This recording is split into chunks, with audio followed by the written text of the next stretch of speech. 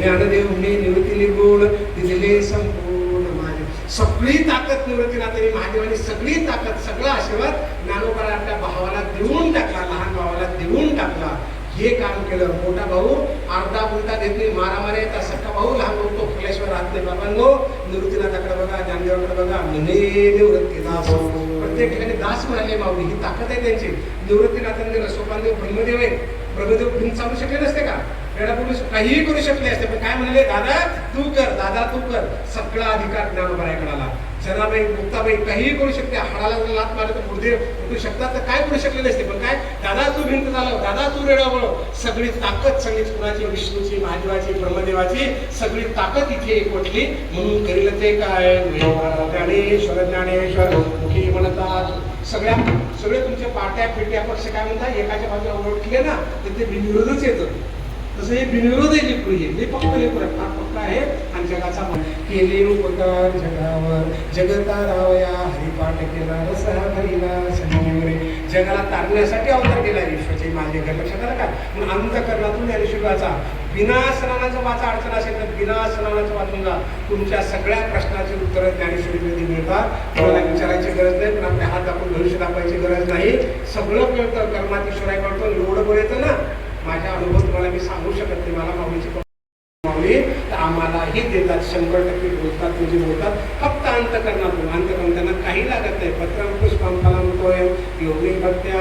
अंतःकरणातून करा. लोकांना दाखवण्यासाठी काही करू नका. म्हणजे गायन करू नका, कीर्तन करू नका, प्रवचन करू नका. फक्त त्याच्यासाठी करा. 10 लोक आले तरी तसंच झालं पाहिजे. आणि 10,000 आले तर नाजून लोक आले, नाजून लोक करू नये. आला ना तो बाबा असतात जगाचा मालक. नामदेव कीर्तन करीन पुढे. नामदेवाच्या कीर्तनात त्याचे नामचे आपल्या वाट्याला कर्म अंतःकरणातून केलं तर पुन्हा जन्माला यायची गरज नाही. आता दुःखात यायची गरज नाही आहे. त्याच्यामध्ये सुख मिळू शकतं. ज्ञानेश्वर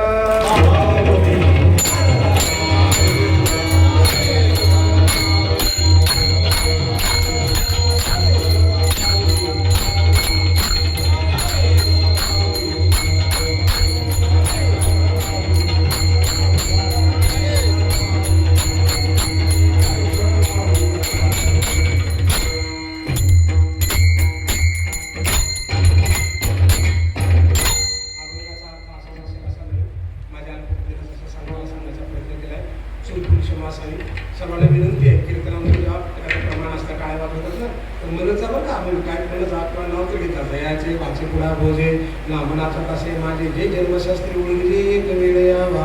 हजारो जन्म द्यावे लागतात. मुखात नाम येतं. कुत्रा बुकऱ्या मांजरच्या पोटाने कसं नाव घेणार होता. पण टाळ्या वाजवायचा भजन करत जात प्रश्न आल्याने. अभंगाचा अर्थ माझ्या अल्पबुद्धीला सांगताना सांगण्याचा प्रयत्न केला आहे. चुकून क्षमा असावी. हे 2-3 गोष्टी ते घडल्या. त्या सांगून थांबापून पाया पडायला मी नकार दिला. कशात दिले कीर्तनकाराच्या पाया पडलं पाहिजे म्हणून. पंढरीशी नाही कोणा अभिमान पाया पडे जळ एकमेकांच्या पाया पडलं पाहिजे. एवढे जर माझ्या पाया पडले तेवढ्याच्या पाया पडणं मला शक्य नाही. आणि माझ्या ज्ञानोबाराने सांगितलंय पूजता डोळा न देखावी स्वीकृती काळी नाही गावी मी अमुकाय शिव व्हावी शेची लोका. ते तर सत्काराची की गोटी की आदरेश दिलपिटी मरणेशी साठी नमस्कार येता.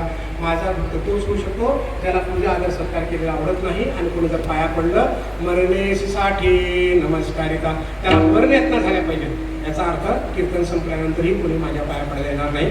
आहे त्या जागी माऊलीला नमस्कार करा. माऊलीच्या वतीने मी तुम्हाला नमस्कार करतो. लक्षात आलं का? आता तिसरा विषय आहे बुका लावला नाही हार घेतला नाही.